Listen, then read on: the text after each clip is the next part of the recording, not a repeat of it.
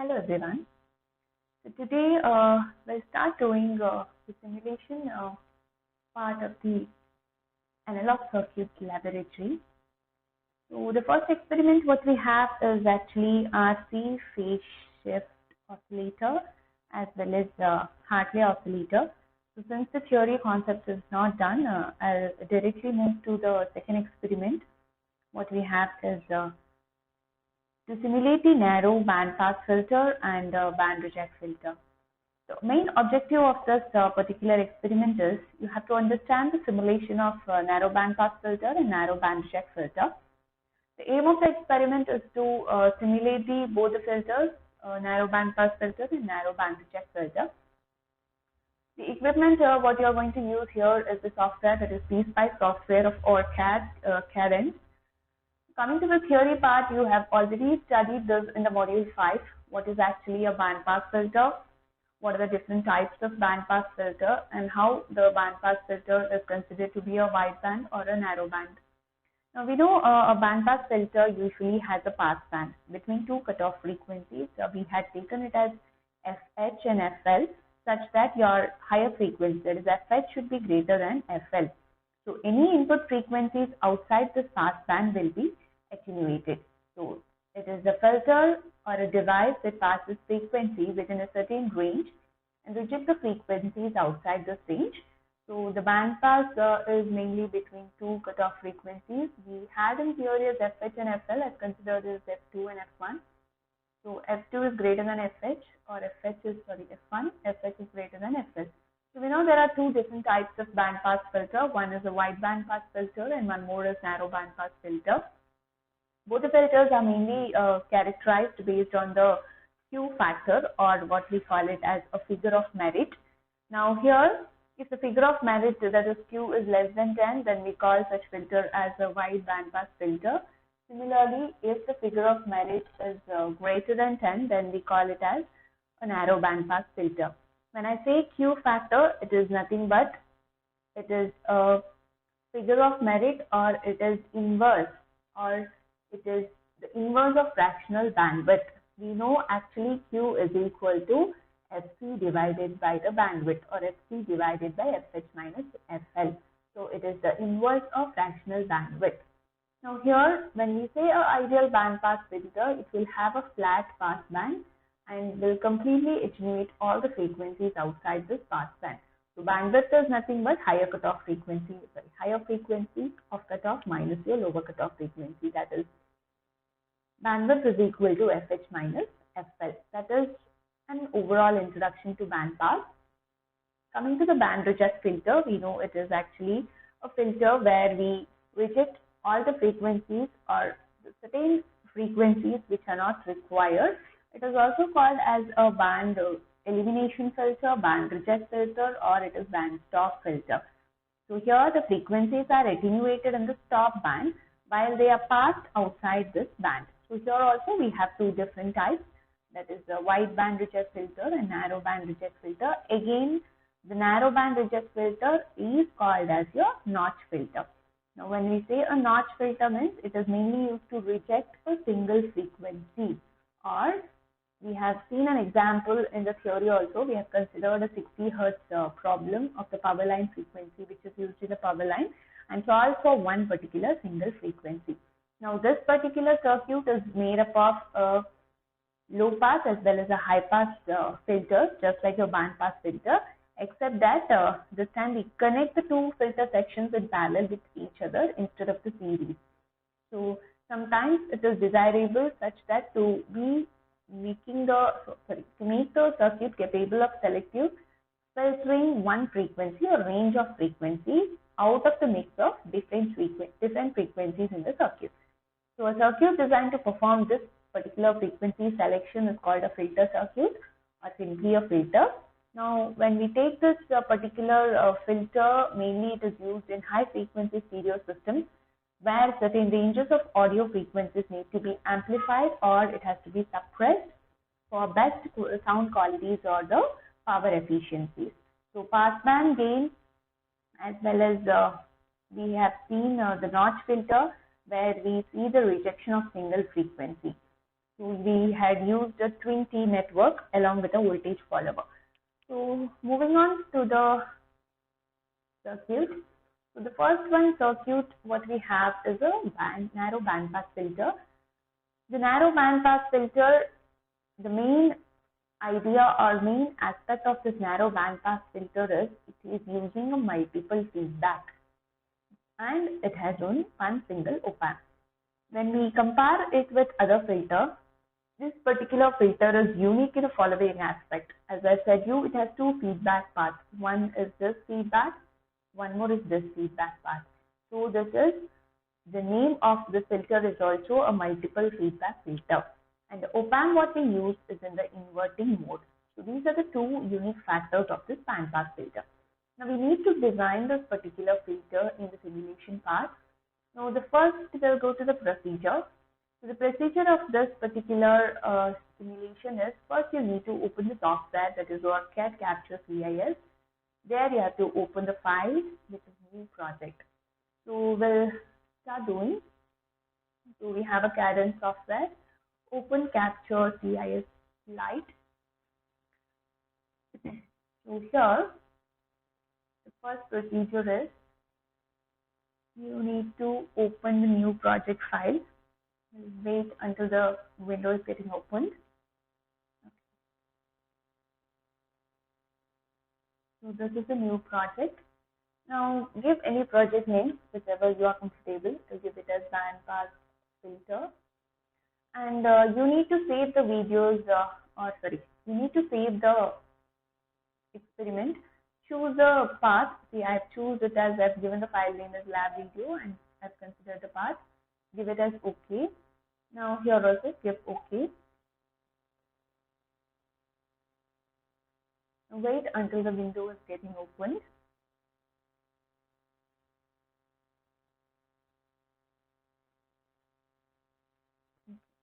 Now the window has opened. Now you have to go to the schematic part of the circuit.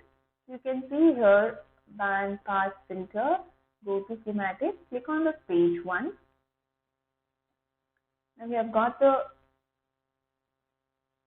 place where you need to place the parts of the circuit. The second procedure in the system is you need to open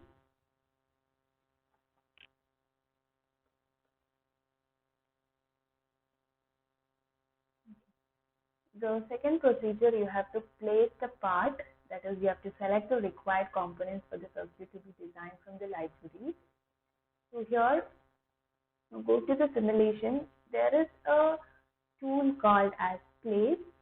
Now here either you can click this or you have here also a window called place part.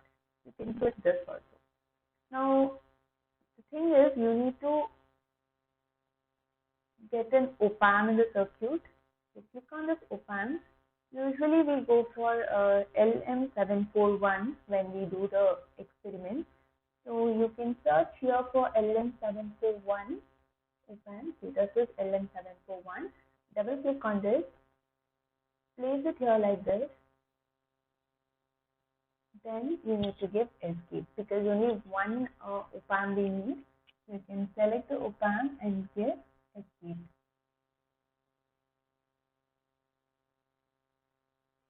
Now going to the circuit, the next one what we need is 1, 2, 3 and 4 resistor, 1 and 2 capacitors. So for the resistor and capacitor, you have to click on this analog. Now we'll select the capacitor first, double click on that, place the capacitor here, as well as we need one more capacitor, so you can place it somewhere around here. Then give escape. Now come down here and the next thing what you do need is the resistor. Click on the resistor, place a resistor here and one more resistor here, and you need one more resistor above this, and you need one more resistor. But again, this resistor you can give escape.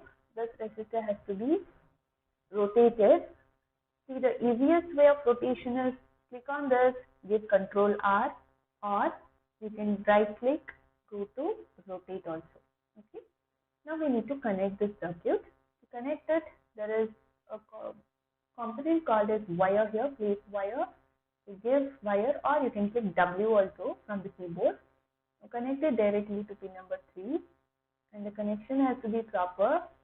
Next is from this resistor to this capacitor. One more is from this capacitor to this pin number 2. Next, from a pin number 2, you have to give it to this resistor. One more, you can use this, come back, give to the feedback. First feedback is done. One more feedback is through the capacitor, connected. Then from the capacitor, before that, bring this particular resistor a little bit down. Okay. Now take the wire, place it along this connection, and one more is to the capacitor. Okay. And give escape. Bring this line together. Okay. So the connection part is completed now. You can bring the resistor, make the proper alignment. This also, you can use this alignment properly. Similarly, this resistor. Now the connection part is done. Next is we need to give the input and the supplies and the ground. So to do that, for going for the supplies, that is actually input is nothing but a source. So click on source here, and you can search here for VAC. So it has come already. Double click on this and place it here. Give escape. Take a wire, connect it from here to here, and this is for ground. Okay. Click escape. So this is actually the input. The next is we need to give the supply. So go to the source once again. You need VDC. So you have it here. Double click. Now place the VDC here. 1. Okay. Now one more we need. So you can just place it here. So rotate it. Now to keep in mind, +7 is positive supply of op-amp. That is +12 we give usually. So right click on this because we need to rotate. See here, this is the negative and this is positive. It has to be reversed. So either you can use Control R, or you can go here, rotate once more. You can rotate, or you can keep it like this also. So go to the wire, click on this and connect it to 7. Similarly, this has to be given to ground. So I'll keep it somewhere here. Give escape. Now this part is actually negative should be above because it is -12 here. To rotate it. Again, one more time you need to rotate. Rotate it. So either you can keep it like this also and place the ground, or you can keep it like this and place the ground.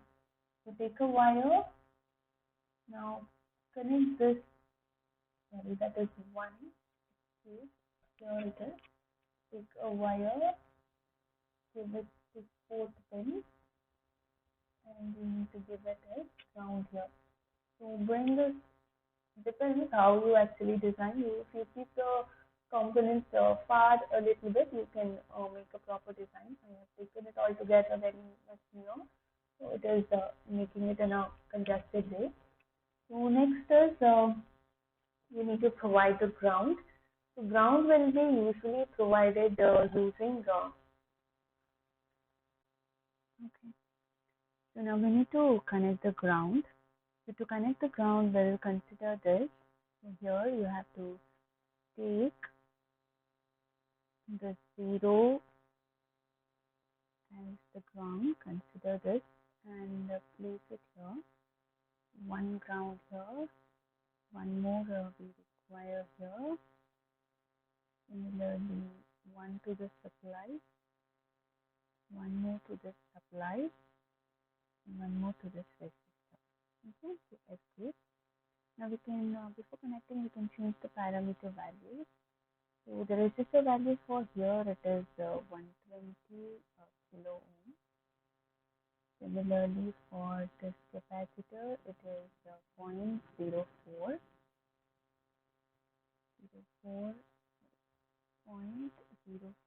microfarad.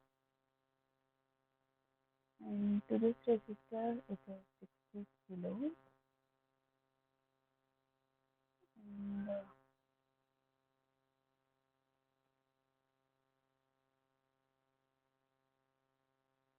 this resistor value, it is again 120 k, then 130. You can refer the figure in the CLM when you do the experiment. So since I have know the values and writing it directly before referring to the figure, this resistor value is 120 k. There is again the connection is wrong. Instead of connecting the line here or wire here, this actually should go after the capacitor. So connect it here. This should come at this point. So connection has to be proper when you do it. Now connect the ground from here to here. One connection. This is done. Again from here to this connection. Similarly, the supply here to here. And again from here to this point. Now we need to change the values of the supply voltage. So this is minus 12. Don't give minus 12, give it as 12. This is the polarity, it is being taken directly. Here also it is 12. I think we have changed all the values. So input is according to the PDF. Input R2 is 60, 120.0 microfarad. So 60 is 0.0, 60, 120. Similarly, other is 130.04, 120 K. 130.04, 120 K. Output. So this completes our circuit now. Now next procedure is, so we need to create a file. So you can check the procedure. So we need, after completing the circuit, so one is we need to check the output. So we'll place this. This is actually to see the output. So you have to keep it across the output side. 12 dB charge. Okay. Then we need to go to the procedure. So we need to go to PSpice, then new simulation profile, name and create. So this is PSpice. So new simulation file is this. You can either process through this particular file or you can process using this first step. Here also it is given. This is the shortcut method, new simulation file, or you can go here and process the new simulation file. We need to give some name. I'll give it as a narrow bandpass filter. Now create it.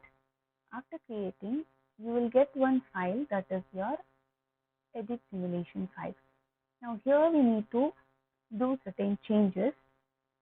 So if you see the procedure, you have got this edit simulation file. In that you need to do the setting. The first setting is analysis, that should be AC sweep. Then you need to enter the start frequency 300 Hz, stop frequency as 3 kHz. So 300 Hz is FL or F1. Stop frequency 3 kHz is nothing but higher cutoff frequency FH or F2.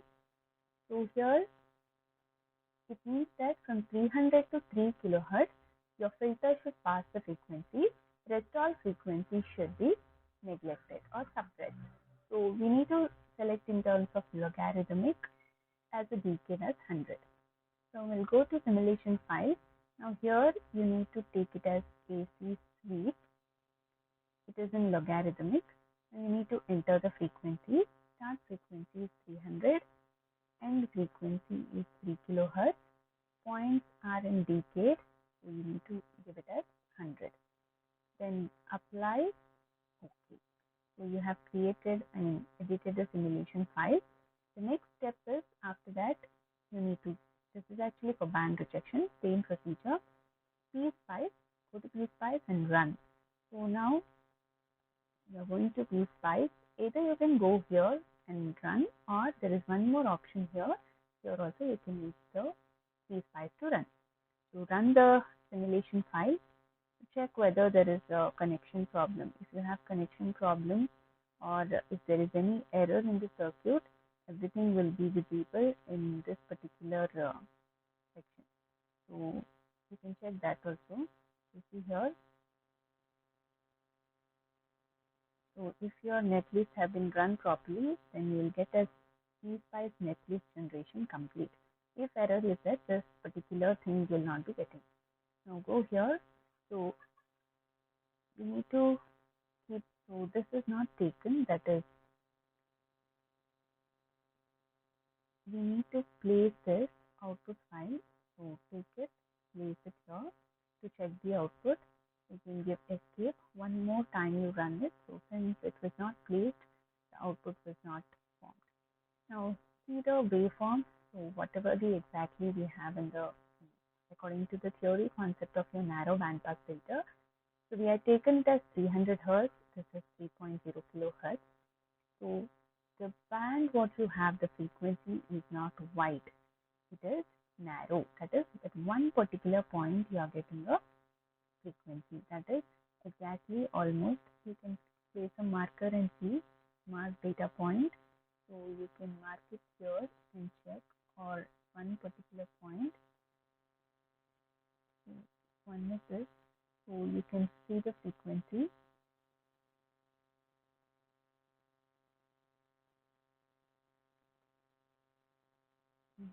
Almost you are getting it 1 kilohertz.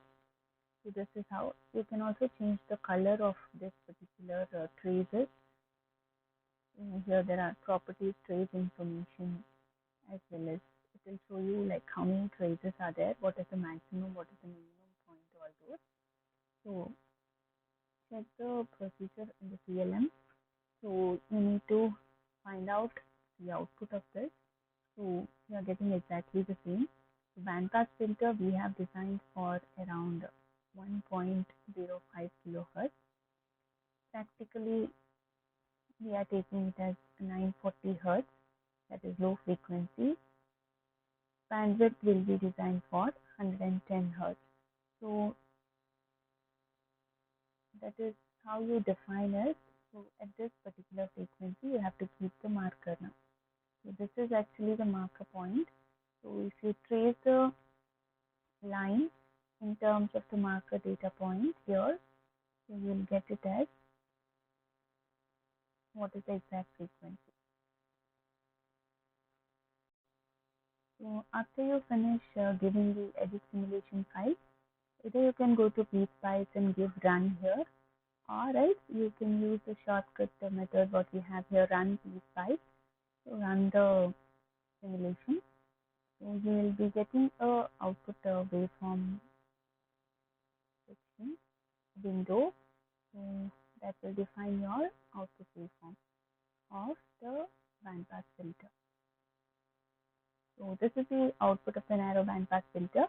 So you can see the frequency F1 is 300, F2 is 3 kilohertz, 3 kilohertz.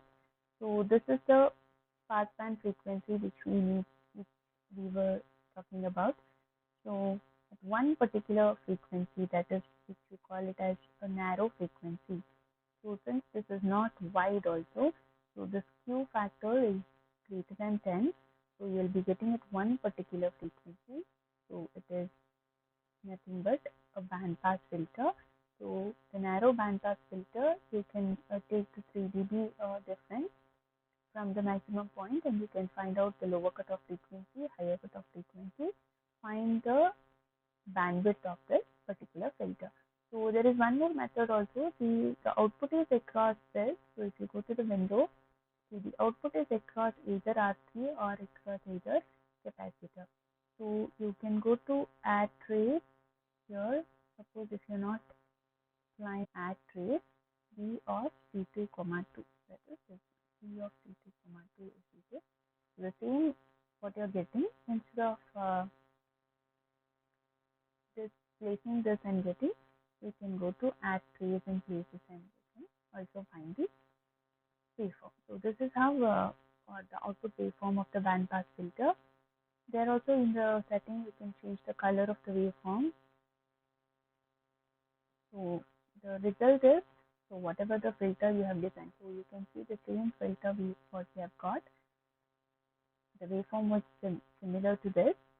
So in the experiment you have designed the given narrow bandpass filter and simulated using the PSpice tool, and whatever the output waveform you have got is particularly to the bandpass filter. So the outcome is the first order active narrow bandpass filter has been analyzed. Applications will look into after completing the band reject filter. So this is the first part of the second experiment, that is how to design the bandpass filter. The procedure remains same for band reject filter also. First, now we need to design the circuit.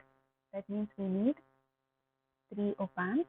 Along with 3 op-amps, we need the resistor, capacitor, as well as we need to place it properly and give the particular values for the resistors, capacitors, and the supply voltage. Then we'll be analyzing how is the result of the narrow band reject filter. So this completes the first one, that is narrow band pass filter.